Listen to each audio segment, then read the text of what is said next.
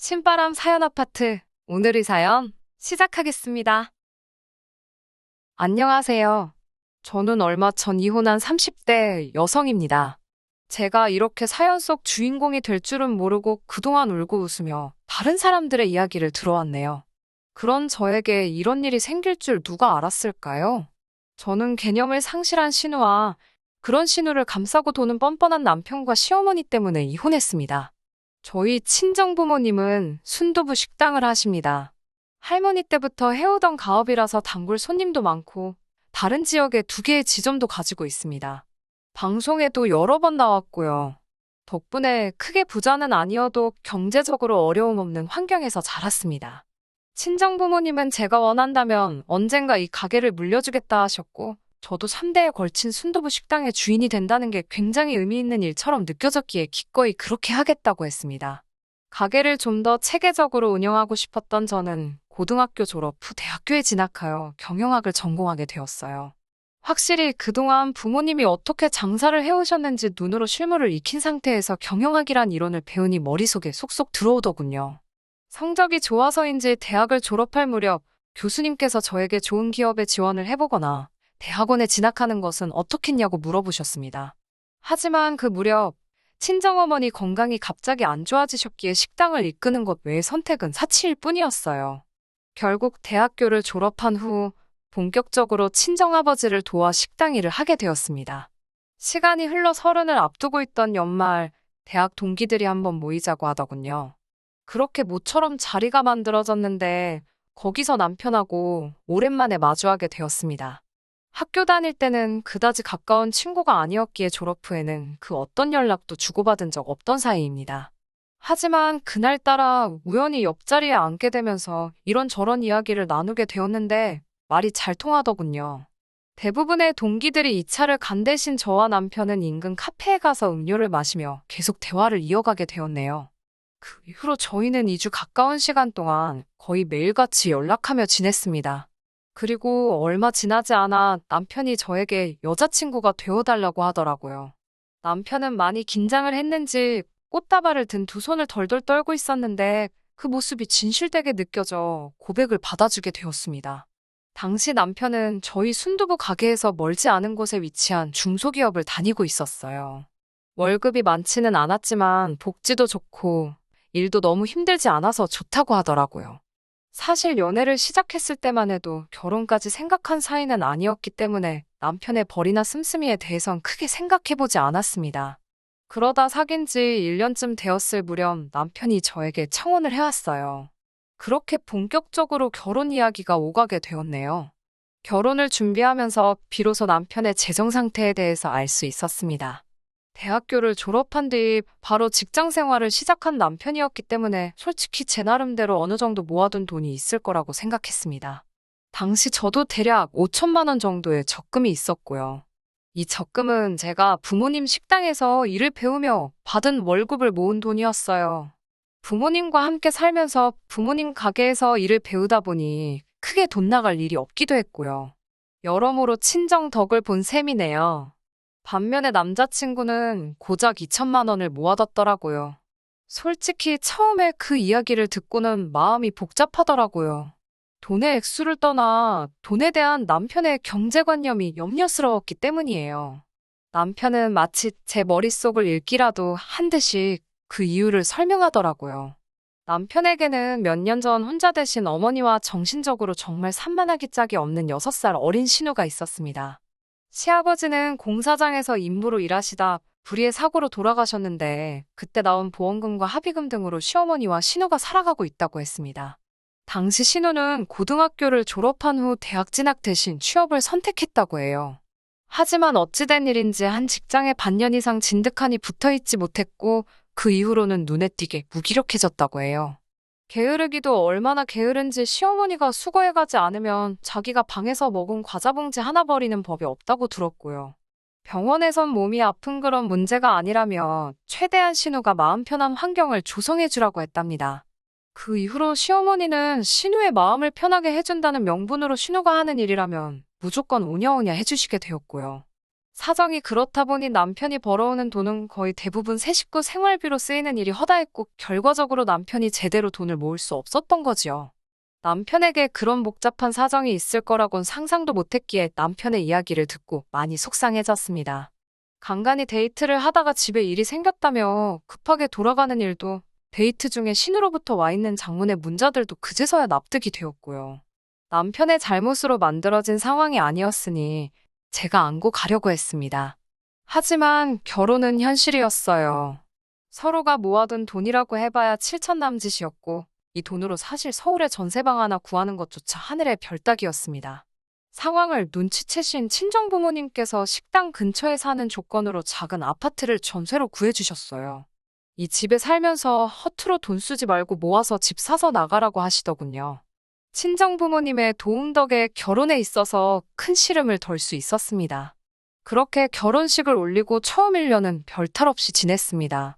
그럼에도 불구하고 제가 이혼을 결심하게 된 건 시댁과 얽힌 몇 가지 사건들 때문이에요. 신혼여행에서 돌아오고 한두 달 정도 지났을 무렵 친정 아버지께서 저에게 그러시더군요. 이제 식당도 당신 없이 잘 돌아갈 것 같고 친정어머니와 두 분이서 시골에 내려가서 살고 싶으시다고요. 그렇게 제가 식당의 대표를 맡게 되었고 친정부모님은 은퇴를 하게 되셨습니다. 친정아버지에게 큰 의지를 했었던 건지 친정부모님의 빈자리가 너무 크게 느껴지더라고요. 서운하고 걱정스러운 마음을 달랠 길 없던 그때 시어머니께서 저를 호출하셨습니다. 시어머니께서 부르시면 보통은 부탁을 많이 하셔서 돈 이야기인가 아니면 뭐 갖고 싶은 게 있으시단 소리를 하시려는 건가 그런 거면 전화로 하셔도 되지 않나 등 별 생각을 다하며 시댁에 갔던 기억이 지금도 생생합니다. 시댁에 도착하니 신우도 같이 있더라고요. 시어머니는 전에 없이 다정하고 인자하신 표정을 하신 뒤 양손으로 제 손을 잡으시곤 식당은 어떤지 물어보셨습니다. 제 친정부모님 소식을 듣고 제가 안쓰러워서 그러시는가 보다 싶어서 순간 정말 감동받았습니다. 하지만 사람 이야기는 역시 끝까지 들어봐야 아는 거더라고요. 사업이라는 게 아무래도 혼자서 하려면 어렵지 않겠냐며 그래서 다들 가족을 찾는 거라고 운을 띄우셨습니다. 남편은 진작에 식당 일엔 관심이 없다 했었고 시어머니도 그 사실을 잘 알고 계셨기에 왜 이런 말씀을 하시나 혹시 당신이 하고 싶으신가 그런 생각이 들더라고요. 그런데 갑자기 시어머니께 신우를 보며 저에게 어떠냐고 물으셨습니다. 제가 떨떠름한 표정으로 아가씨를요? 하고 되묻자 친자매처럼 서로 의지하고 일하면 보기도 좋고 또 식당에 젊은 여자 둘이 있으니 남자 손님들도 더 많이 오지 않겠냐는 거예요. 시어머니의 황당한 발상에 어이가 없어서 저희가 무슨 술집도 아니고 그런 건 별 상관이 없다고 돌려서 말씀드렸습니다. 아가씨는 식당에서 아르바이트도 해본 적이 없는 걸로 아는데 갑자기 저랑 식당을 운영하라는 것도 좀 말이 안 되는 것 같다고 솔직히 털어놓았고요. 그러자 시어머니는 한층 냉랭해진 목소리로 내가 아르바이트를 안 해봤다고 해서 못한다는 보장이 있냐고 왜 시켜보지도 않고 애 앞에서 안 된다 소리를 하냐며 언짢은 기색을 내보이셨습니다. 저는 계속 안 된다 버티고 시어머니는 치사하다 어쩌다 너는 내 딸은 네 가족이라고 생각을 안 하나 보다 등 별 억지스런 소리만 늘어놓으시고 결국 서로 별 소득 없이 저는 집에 돌아왔습니다. 남편에게 이야기를 하니 남편은 부탁조로 이번 한 번만 져주듯이 받아주면 안 되겠냐고 묻더라고요. 제가 식당 일에 얼마나 진심이고 열심히 해왔는지 알만한 사람이 그렇게 나오니 누구 하나 내 편이 없다 싶었습니다. 남편은 신우가 처음부터 저런 성격이었던 건 아니라며 아는 사람 그러니까 저와 함께 일하면 저런 증세가 나아질 수도 있을지 모른다고 기회를 주라고 하더군요. 남편에게 짜증이 나긴 했지만 미운 사람 떡 하나 더 주는 심정으로 한 달만 시켜보겠다고 했습니다. 운영은 가당치나 않고 일단 나와서 서빙이라도 해보라고요. 남편은 서빙이란 말에 약간 실망한 눈치긴 했지만 그래도 알겠다고 고맙다고 하더군요. 그런 일이 있고 이틀 뒤부터 신우가 제 식당으로 출근을 하기 시작했습니다. 분명히 서빙이라고 말을 했는데 신우가 떡하니 카운터에 자리를 잡더라고요. 거긴 제 자리고 신우는 앞치마 입고 테이블부터 닦으라고 하니까 또 군소리 없이 하긴 하더군요. 근데 행동이 어찌나 느린지 테이블 하나 닦는데 10분은 걸리는 눈치였습니다. 꼼꼼한 게 아니라 말 그대로 느릿느릿 속 터져 죽겠더라고요. 특히 테이블 위에 휴지라도 하나 있으면 그 휴지를 버리는 게 아니라 휴지만 이리저리 밀어대면서 테이블을 닦고 휴지는 그 자리에 그대로 두는 거예요. 아가씨, 쓰레기는 버려가면서 하려니까 나중에 누가 쓸지도 모른다는데 어이가 없어서 실소가 다 나왔습니다. 하지만 이런 것 때문에 제가 화가 난 건 아닙니다. 정말 화가 난 건 신우가 출근하고 2주일 정도 지나서 알게 된 사실 때문입니다. 사실 이런 일을 예상하고 제가 식당 내부를 녹화한 영상을 돌려본 건 아니에요. 가게 서비스 관리 차원에서 임의로 며칠을 골라 직원들의 일하는 모습이나 이런저런 것들을 확인하는 건 저와 아버지의 오래된 일과 중 하나거든요. 그리고 그 덕분에 충격적인 사실을 알게 되었습니다. 제가 점심을 먹으러 가거나 잠깐 볼 일이 있을 때 카운터를 비우는 경우가 있어요. 그러면 손님들은 카운터 앞에 있는 금고 같은 곳에 돈을 직접 넣고 가십니다. 카드 결제는 직원 누구나 도와드릴 수 있고요. 그런데 신우가 손님들에게 현금을 직접 받아서 주머니에 넣는 장면이 몇 번 보이더라고요. 설마 싶은 마음으로 끝까지 신우만 주시하며 영상을 두세 차례 돌려봤지만 그 돈을 신우가 금고에 넣는 장면은 보이지 않았습니다. 당연히 저에게 주지도 않았고요. 황당하고 어이가 없더군요. 고민 끝에 이 영상을 남편에게 보여주었습니다. 남편도 황당하고 창피한지 저에게 미안하다고 하더라고요. 당장 아가씨 머리를 다 밀어버리겠다며 분노를 하기도 했고요. 저는 시어머니께 이 일을 알려야 할 것 같다고 했고 남편도 그러는 편이 좋겠다 하여 시댁을 찾아갔습니다. 그날은 식당이 문을 닫는 날이었기 때문에 신우도 집에 있었습니다.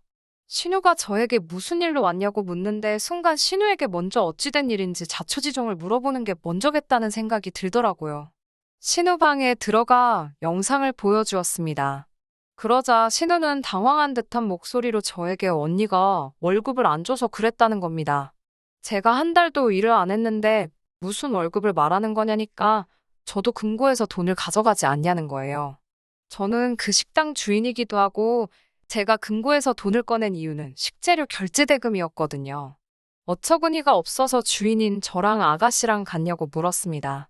아가씨가 하는 말은 점점 더 기가 차더라고요. 자기는 공동운영자라고 듣고 일을 하게 된 거라며 말도 안 되는 억지를 부렸습니다. 결국 시어머니께 영상을 보여드리며 저는 신우를 저희 가게 아르바이트생 정도로 생각하고 있다고 말씀드렸습니다. 사회생활 경험이 필요한 것 같아 기꺼이 기회를 주었을 뿐이라고요. 하지만 이런 식으로 저와 이야기도 없이 손님 돈을 받아 챙겼다는 사실을 안 이상 저희 가게에 나오게 할 수는 없다고도 이야기했습니다. 그러자 시어머니는 신우에게 왜 그랬냐며 한마디 하시고는 저에게 공동운영자인 줄 알고 그랬다 하니 이번 한 번만 넘어가 달라고 하셨습니다. 그러면서 저에게 월급은 얼마나 생각하고 있었냐고 물으시길래 아까도 말씀드렸다시피 아르바이트생 그 이상도 이하도 아니고 하루에 보통 4시간 정도만 나오신다 했으니 100만 원 정도 생각하고 있다고 말했습니다. 그러자 신우가 한 달에 100만 원이냐며 말도 안 된다고 자긴 그럼 안 하겠답니다. 안 한다는 사람 사정에서 일하라 할 생각도 없었기에 그럼 하지 마시라고 하니까 시어머니께서 저더러 너무 인색하다며 제 친동생이어도 그러겠냐고 따지시더군요. 저에게 뭘 맡겨놓으신 것도 아닌데 너무 당당하게 따지시니 오히려 순간 제가 뭘 잘못하기라도 한 줄 알았네요. 저는 시어머니께 엄밀히 말하면 지금 신우가 절도의 횡령을 한 거나 마찬가지라고 제 손에는 지금 증거도 있다고 저 자극하지 마시라 했습니다. 그제서야 시어머니는 저에게 방에 들어가서 이야기하자며 저를 데리고 안방으로 향했습니다. 신우는 뭐가 그렇게 잘났는지 저를 뚫어지게 노려보며 씩씩거리고 있었고요. 안방에 들어가니 시어머니께서 태도를 바꾸시곤 자기 딸이 아픈 사람인 거 저도 알지 않냐면서 이번 한 번만 넘어가 달라고 하셨습니다. 가뜩이나 아픈 애 기죽여서 뭐하냐며 더 이상 신우한테 뭐라고 하지도 말라고 하셨어요. 아르바이트생이라고 생각해도 좋고 100만 원만 줘도 좋은데 신우한테 직접 티는 내지 말랍니다. 제 속으로만 그렇게 생각하고 겉으로는 공동운영자 대우를 해주면 안 되겠냐고요. 모처럼 신우가 식당 나가는데 군소리 안 내고 다니고 있었는데 다시 안 나간다고 하면 시어머니도 다시 예전처럼 하루 종일 신우랑 붙어 있어야 된다며 한 번만 이해해달라고 통사정을 하셨습니다.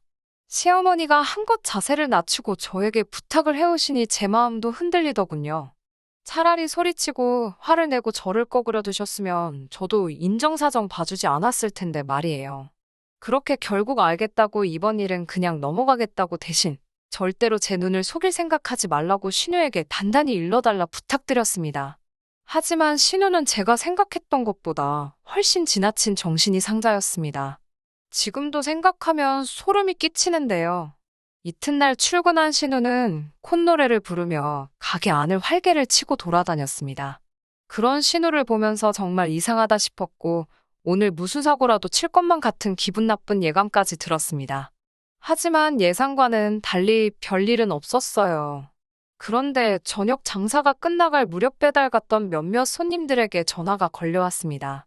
순두부찌개에서 은색 철수세미 같은 게 나왔다는 거예요. 전화뿐만 아니라 인터넷 배달 주문 후기에도 이물질이 나왔다는 글이 올라왔습니다. 도무지 납득이 되지 않았어요. 100번 양보해서 한두 손님이 그런 불편한 경험을 하실 수 있다고 해도 어떻게 그날 배달 나간 모든 손님들 음식에서 동일한 이물질이 나올 수 있겠어요. 8손님 중 5분에게 그런 컴플레인을 받고 설마 싶은 마음에 다른 3분께도 직접 전화를 걸었습니다. 식당 주인 입장에선 손님에게 먼저 저희 음식에서 뭐 이물질이 나왔냐고 묻는 것 자체가 저희는 음식을 제대로 관리하지 못합니다라는 고백이나 진배였기 때문에 속상한 마음을 감출 수가 없었어요. 하지만 대충 넘어갈 문제가 아니다 싶어서 제 딴에도 큰 용기를 낸 거였습니다. 그러자 3손님 모두 맞다고 이물질이 있었다고 이야기해 주시더군요. 얼마 전까지 주방에서 실제로 철수세미를 썼었기에 얼마 전이었다면 정말 저희 실수였을 수도 있습니다. 하지만 철수세미는 그때 이후로 더는 사용하지 않고 있었기 때문에 더욱더 오늘의 사건을 이해할 수가 없었지요. 저는 주방 이모에게 혹시 오늘 주방에 이모님 말고 누가 들어온 적이 있었냐고 물었습니다. 주방 이모는 저희 가게에서 10년도 넘게 계셨던 분입니다. 주방 이모는 그렇지 않아도 이 이야기를 해야 하나 말아야 하나 싶었는데 잘 됐다며 제 신호가 몇 번이고 들락거렸답니다. 특히 포장이 들어올 때마다 도와준다며 어찌나 걸치적거리게 굴었는지 성가셔 혼났다고요. 유난히 손님도 많고 바빠서 제가 호래신경을 많이 쓰기도 했었고 제가 거래처랑 통화하는 일로 몇 번 자리를 비운 사이에 있었던 일이더라고요. 결국 어쩔 수 없이 주방이 녹화된 영상을 돌려보게 되었습니다. 지난해부터 배달 주문을 시작했는데 주변 가게 사장님들이 혹시 모르니 만일의 경우를 위해 설치하라고 해서 해둔 거였습니다. 영상을 확인하곤 경악을 금치 못했습니다. 찌개류를 포장할 때 압축 비닐을 씌우는 기계가 있거든요. 그 기계에 음식이 담긴 그릇을 놓으면서 순간 주머니에 있는 무언가를 꺼내서 휘리릭 섞고 있었습니다. 그날 들어온 모든 주문 음식에 전부 다 같은 짓을 했어요. 더는 참을 수가 없어서 남편에게 전화를 걸려다가 그래도 자기 동생인데 또 감사가 돌까 싶어서 그 길로 그냥 시댁으로 쫓아갔습니다. 시댁에 도착하니 시어머니가 무슨 일이냐며 현관을 열어주셨어요. 저는 너무 화가 났던 탓에 인사도 제대로 하지 않고 신우방으로 뛰어들어가다시피 했습니다. 제가 방문을 열자 신우가 깜짝 놀라더군요. 순간 제 눈에 신우가 오늘 입었던 가디건이 보였습니다. 옷을 확 낚아채니 신우가 뭐하는 짓이냐며 달라들었고 순간 주머니에서 철수세미가 떨어지더군요. 저는 냉큼 사진을 찍었습니다. 뒤늦게 따라 들어온 시어머니가 지금 이게 뭐하는 거냐며 호통을 치셨기에 제가 오늘 있었던 일을 하나도 빠짐없이 들려드렸습니다. 시어머니는 말도 안 된다면서 저더러 엄한 애를 잡을 게 아니고 가서 가게 관리나 똑바로 하라며 악을 쓰시더군요. 제가 또 다시 영상을 들이미니 신우가 깜짝 놀라더군요. 사실 주방을 찍는 건 아무도 몰랐을 거예요. 주방 이모님과 저만 아는 비밀이었거든요. 신우가 이렇게 동의 없이 다른 사람 영상을 찍으면 안 되는 거 모르냐고 초상권 침해라는 말도 안 되는 소리를 짓거려댔습니다. 아가씨는 일전에는 절도에 횡령까지 하더니 이제는 영업방해에 사기까지 한 거나 마찬가지라고 맞받아쳤어요. 법적인 지식은 둘 다 없었으니 일단 아는 건 다 던졌습니다. 그러자 신우가 또 겁을 먹었는지 눈물을 뚝뚝 흘리면서 제가 자기를 무시하고 망신을 줘서 그랬다며 이건 다 제 탓이라네요. 뻔뻔한 신우의 태도에 경악을 금치 못하던 그때 남편이 시어머니의 호출을 받은 건지 시댁에 왔습니다. 남편은 저에게 일단 그 영상은 다 지우고 이야기하자길래 제가 미친 거 아니냐고 이게 다 증거인데 지우긴 뭘 지우냐고 화를 냈습니다. 그러자 남편은 저에게 진작부터 네가 우리 가족 무시하는 건 알고 있었다며 그래도 그렇지 나이 어린 신우를 이렇게 몰아붙이면 되는 거냐고 저더러 너무하다더군요. 그제서야 이 인간도 내 편이 아니구나. 남편이 남의 편이라더니 그 말이 진짜라는 걸 알겠더군요. 결국 저는 이틀 뒤 변호사를 찾아 신우를 고소했습니다. 시어머니와 남편에게도 신우를 고소했다 이야기했고, 남편에게는 곧 이혼 소송을 시작할 거니 소송하기 싫으면 적당히 합의하고 끝내자고 했습니다. 남편은 처음에는 소송할 테면 하라고, 그럼 네 재산반은 자기 거라는 말도 안 되는 소리를 하더라고요. 그래서 자기가 기여한 거 하나도 없고 다 친정부모님이 나한테 주신 거니 개꿈 깨라고 했습니다. 며칠 뒤 남편도 어디 가서 알아볼 만큼 알아봤나 봅니다. 자기가 잘못했다며 신우 정신머리도 따끔하게 고쳐놓을 테니 적당히 하고 그만하라더군요. 하지만 그 며칠 동안 제 마음은 차게 식은 상태였고 머리는 더 냉정해진 상황이었어요. 그리고 얼마 지나지 않아 신우가 식당에 찾아와 죄송하다고 사과를 하더군요. 자기가 내켜서 하는 건지 시켜서 온 건지 알 길은 없었지만요. 저는 그렇게 미안하면 신우가 쓰는 소셜미디어에 반성문을 써서 올리라고 했습니다. 그 정도 배짱도 없이 그런 짓을 한 거는 아니겠죠라고 물으니 입술을 꽉 깨물고는 저를 또 쳐다보더군요. 정신 못 차렸네 싶었지만 저도 사실 가게 일 때문에 바쁘고 더 이상 끝나버린 이 집안 식구들이랑 시간 낭비는 하기 싫었습니다. 결국 남편은 이혼 서류에 사인하고 빈몸으로 나가는데 동의했습니다. 동생 간수나 잘하고 살라고 덕담도 한마디 해줬네요. 시어머니 말씀대로 믿을 만한 가족과 같이 제 식당을 운영해 나갈 수 있었다면 얼마나 좋았을까요? 그나마 다행인 건 신우가 약속대로 반성문을 올렸고 그날 배달을 시켰던 손님들도 다시 재주문을 해주셨다는 거예요. 저도 지금은 혼자 된 현재를 어느 정도 즐길 수 있게 되었고요. 전 남편 소식은 솔직히 잘 모르겠습니다. 저랑 이혼하면서 동기들하고도 연락을 끊고 잠수를 탄 것 같더라고요. 동기들은 제가 왜 이혼했는지 다 알고 있고, 그래서 전 남편이 돌아올 자리는 더욱 없을 것 같긴 하네요. 끝까지 들어주셔서 감사합니다. 오늘의 사연은 여기까지입니다. 구독과 좋아요, 알람 설정 부탁드리고 더 좋은 사연으로 다시 찾아뵙겠습니다. 감사합니다.